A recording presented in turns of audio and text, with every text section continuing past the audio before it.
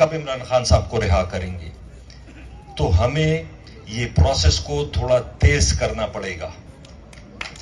مطلب یہ جس پیس سے ہم جا رہے ہیں اس پیس سے اگر ہم جاتے رہے تو بہت ٹائم لگ جائے گا, اور اس دوران خدا نخواستہ ہمارے ورکرز, ہمارے سپورٹرز کی نظروں میں ہم سارے غدار ہوں گے, کیونکہ وہ تو پھر خود ہی نکل آئیں گے.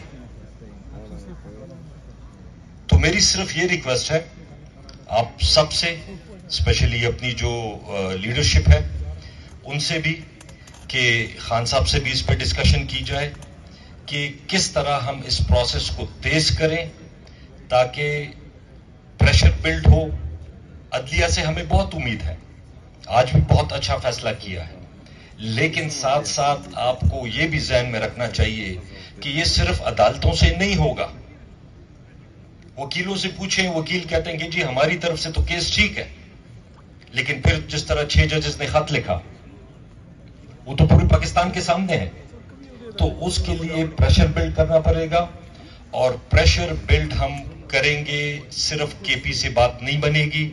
مجھے پتا ہے ہمارے ساتھ سارے ایم این ایز ہیں, وہ بتاتے ہیں کہ وہاں پہ پنجاب میں جس طرح ذکر ہوا کہ ان کے اوپر, آپ سب کے اوپر, اسپیشلی پنجاب میں بہت سختی گزری ہے, لیکن گزری نہیں ہے, ابھی ختم نہیں ہوئی.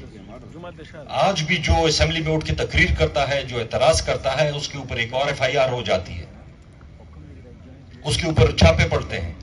تو پنجاب میں آج بھی یہ حالت ہے, لیکن اس کا یہ حل نہیں ہے کہ ہم چپ کر کے بیٹھ جائیں. اس کا حل یہ ہے, ہم میں سے کچھ لوگوں کو یہ قربانی دینی پڑے گی. پنجاب میں بھی جب لیڈر نکلتا ہے اس کے ساتھ لوگ نکلتے ہیں. اس میں ضرور سختیاں بھی ہوں گی, اس میں لاٹھی چارج بھی ہوگا, اس میں ایف آئی آر بھی ہوں گے, اس میں سب کچھ ہوگا, لیکن کم از کم دل کو تسلی ہوگی کہ میں نے اپنا بھرپور کردار ادا کیا. یہ نہیں کہ میں چپ کر کے بیٹھا رہا کہ یار چلو ٹھیک ہے جب سارے لوگ نکلیں گے تو میں بھی نکلوں گا. تو کسی کو لیڈ لینی پڑے گی. میں بار بار یہ کہتا ہوں کہ کسی کو لیڈ لینی پڑے گی اور نکلنا پڑے گا. وہ بارش کا پہلا قطرہ ہے, اس کے ساتھ پھر سلسلہ چلتا رہے گا. تو میں اور زیادہ ٹائم آپ کا نہیں لوں گا. صرف ایک یہ چیز تھی کہ یہ پروسیس سیکرٹری جنرل صاحب اور چیف منسٹر صاحب, چیئرمین صاحب, وجہ بھی میں نے آپ کو اس کو بتا دی کہ ہم بیچ میں سے امپریشن یہ مل رہا ہے کہ ہم کچھ نہیں کر رہے, ہم کمپرومائز ہیں ورکر کی نظر میں اور لوگوں کی نظر میں. تو یہ پروسیس ہمیں تیز کرنا پڑے گا. اور آخری بات, سیکرٹری جنرل صاحب سے تو میں نے کئی دفعہ کہا, چیئرمین صاحب سے بھی کہا. چیئرمین صاحب ہمارے ماشاءاللہ بہت شریف آدمی ہیں, لیکن چیئرمینی ضرورت سے زیادہ شریف آدمی کا کام نہیں ہے. ان کو تھوڑی بہت سختی کرنی پڑے گی.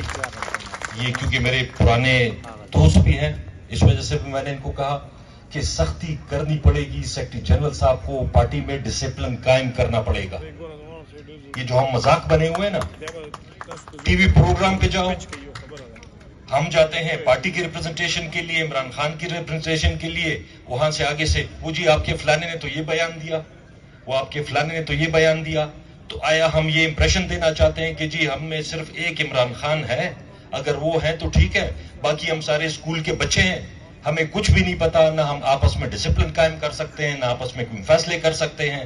میں بار بار اپنے دوستوں کو یہ کہتا ہوں کہ صرف عمران خان صاحب کے اس پہ نہ رہیں. وہ تو اس کو لمیٹڈ ایکسس ہے, وہاں پہ سارے کیمرے لگے ہوئے ہیں, مائکس لگے ہوئے ہیں, ہم لوگ بھی جا کے وہاں پہ اوپن بات نہیں کر سکتے ان سے. تو جب ان کو انفارمیشن ٹھیک نہیں ہوگی, زیادہ نہیں ہوگی, وہ فیصلے کیسے کریں گے؟